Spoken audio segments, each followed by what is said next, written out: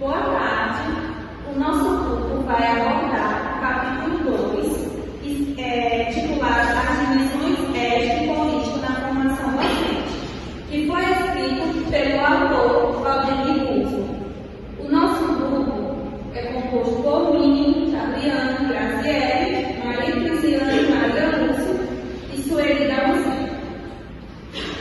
Esse é o nosso sumário, que a gente vai começar pela introdução, depois tem o papel da ética na educação, a docência como ato político, a crise na educação e os caminhos para superar a crise na formação docente e a conclusão. Então, o capítulo ele vai trazer uma reflexão importante sobre como as dimensões ética e política na formação de professores. Então, durante todo o autor, ele vai mostrar que ensinar não é só passar técnicas. Ensinar deve ser um instrumento de transformação social. Então, o autor também ele vai abordar que a formação ela deve estar alicerçada em valores éticos, políticos e humanos, que isso vai possibilitar uma atuação pedagógica crítica, consciente e comprometida com a realidade dos alunos. Então, esse valor ético seria a base do ensino e já o político seria a parte da ação pedagógica.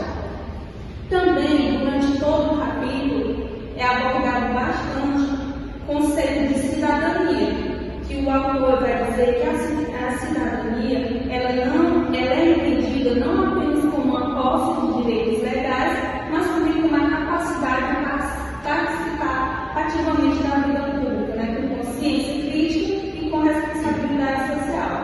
Com isso, o capítulo ele vai reforçar que a ética, a política e a cidadania são dimensões inseparadas, que elas não se separam na prática educativa. E isso é fundamental para a construção de uma sociedade democrática. O primeiro tópico da nossa apresentação é sobre o papel da ética na educação. Então, o autor ele defende que a ética é a essência do ato educativo. Então, ela não tem que ser entendida como um aspecto individual, porque é um princípio em que envolve todas as relações humanas dentro do processo educacional. Então, na visão do texto, a ética na educação ela está diretamente ligada à formação crítica, consciente e responsável tanto do aluno como do professor. Então, o primeiro ponto que eu trouxe é que a ética é o fundamento da prática docente. Então, ela não tem que ser um aspecto opcional dentro da educação. Ela é a base do ato de ensinar. Então, sem ela, a prática docente ela vai perder todo o sentido transformador e humanizador que ela tem. O professor ético é aquele que atua com consciência dos impactos das suas ações na vida dos alunos. Por isso que o segundo ponto é educação como ato político. O autor ele afirma que educar é um ato político, porque todas as escolhas pedagógicas que o professor faz, ele vai carregar implicações éticas. Então, desde a escolha do material que ele vai dar à aula, até a forma como ele vai dar aquela aula, envolve escolhas que afetam tanto os alunos como a sociedade. Então, o professor ele precisa ter muita clareza disso para que ele pare de apenas reproduzir o sistema para se transformar ele. E aí, por fim, a ética na educação. Bom, o autor ele vai trazer que o processo de ensino-aprendizagem ele precisa contribuir para a construção de sujeitos autônomos, sujeitos que possam ser capazes de pensar por ele mesmo, que tenham uma consciência crítica, que consigam tomar decisões responsáveis. E isso só é possível se a educação tiver uma base sólida, uma base ética sólida. Então, quando a educação ela é guiada por princípios éticos, isso contribui muito para que os alunos se tornem pessoas capazes de pensar por si mesmos, de avaliar o que é certo ou errado e agir com muito mais responsabilidade. Bom, a docência é como ato político. Educar é uma ação política e transformadora. A prática pedagógica ela envolve escolhas com implicações sociais, ou seja, aqui o texto ele deixa claro que ser professor é um ato político, porque nossas ações em sala de aula afetam diretamente a formação dos estudantes.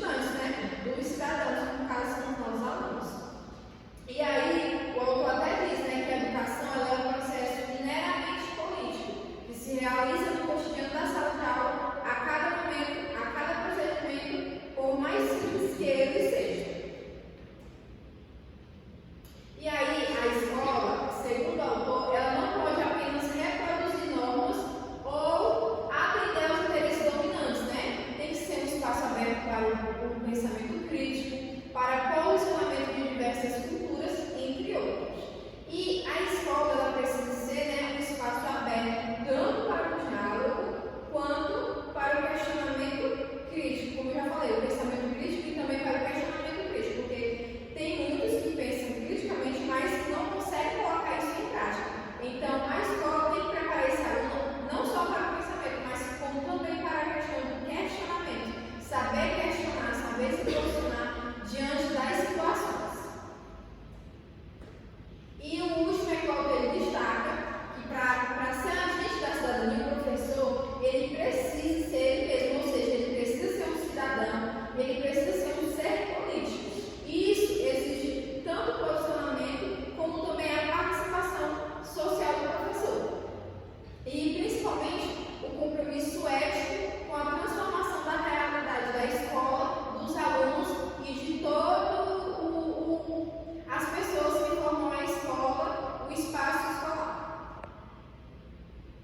Bom, dando continuidade na nossa apresentação, agora nós vamos refletir sobre um tema que, de certa forma, atravessa todo o debate educacional e também aparece com bastante força no nosso texto, que é sobre a crise na educação. Então, o autor nos mostra que essa crise, ela não acontece, na verdade, ela não é um fato isolado, também não é recente, mas sim é uma realidade histórica e estrutural da sociedade brasileira. Então, como diz Portela, citado no texto, a crise se dá quando o velho já não serve e o novo ainda não se firmou.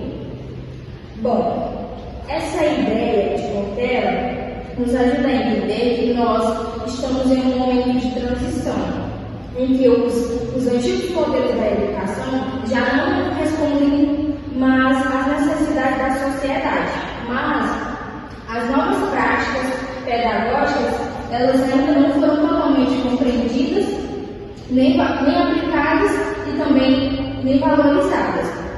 E isso acaba por gerar, principalmente nos professores, um certo desgaste e também uma certa desorientação, uma vez que eles se sentem nesse momento ali um pouco desamparados e também sem, como eu posso dizer, sem clareza de como agir, né? Então, a crise, como apontada no texto, ela não é uma crise somente de recursos, de salários ou de estrutura. É uma crise ética, política e cultural. E que, de certa forma, ela se reflete no cotidiano escolar. Principalmente, por exemplo, quando a escola ela deixa de ser um instrumento de transformação e passa a ser um elemento de reprodução das desigualdades. O que acaba que ela vai funcionar ali como uma separação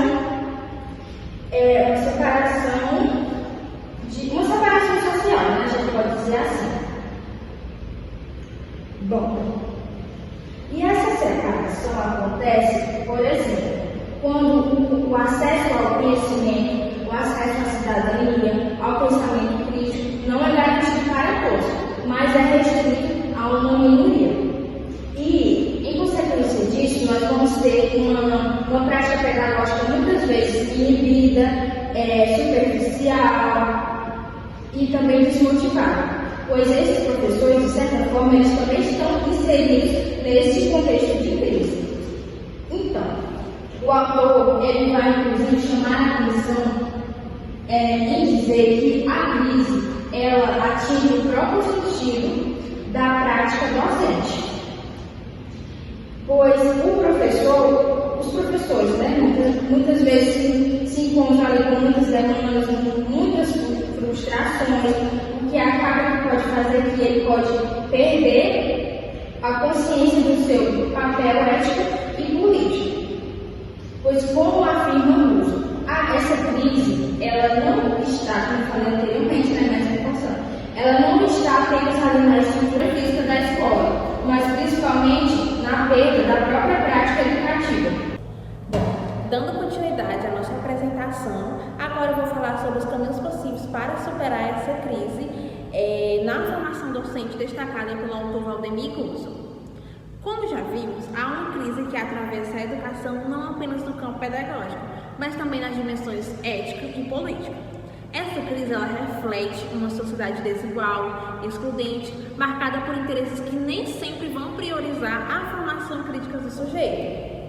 Ele diz que a formação docente ela não pode se limitar à aquisição de habilidades técnicas. Como assim? Significa que mesmo que a formação do professor envolva aspectos humanos, éticos, políticos e pedagógicos, ela também precisa avaliar e incluir o desenvolvimento de competências e técnicas. Ou seja, ser um bom professor não depende apenas de você ter sensibilidade, de você ter uma boa intenção. É essencial saber aplicar os métodos de ensino, avaliar os alunos, planejar aulas, tudo isso com critérios adequados. Segundo o autor, um caminho para enfrentar essa realidade é repensar a formação do professor. Ela precisa ir além de conteúdos técnicos e incluir uma formação crítica e reflexiva que prepara o educador para entender e agir no mundo real. E o papel do professor, o qual seria? O professor ele deve ser formado como um agente de transformação social. Como assim, Sueli? É alguém que reconhece as injustiças e busca enfrentar a partir do seu trabalho pedagógico.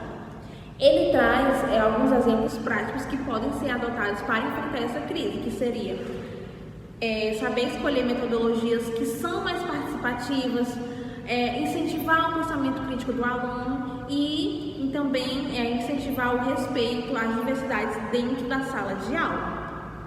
Portanto, superar essa crise na educação passa a reconhecer o professor como sujeito político, ético e fundamental na construção de novas possibilidades sociais. Como diz o autor, educar em tempos de exclusão é um ato de resistência.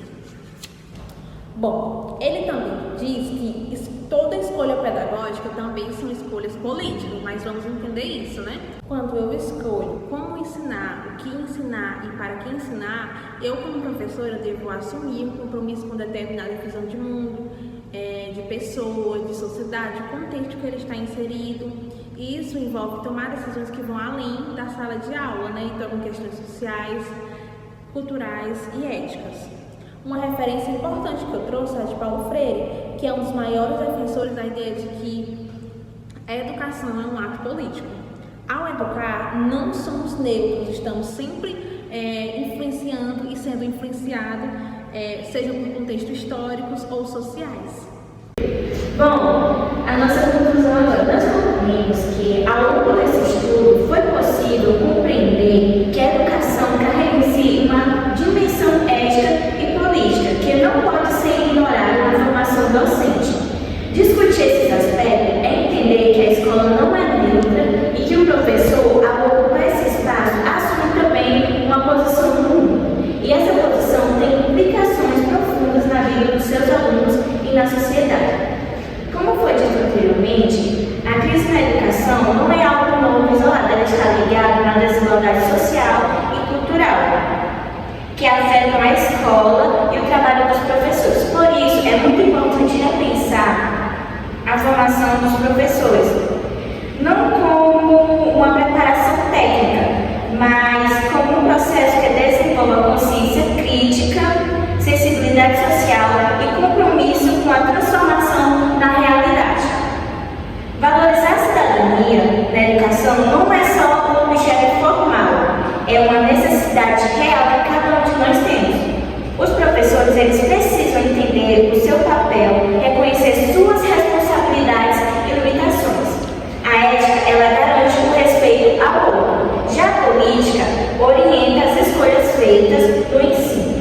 Então, educar vai além de transferir conteúdo. É assumir um posicionamento que envolva a escuta, a empatia e a coragem. E cada atitude do professor pode incluir ou excluir, silenciar ou empoderar.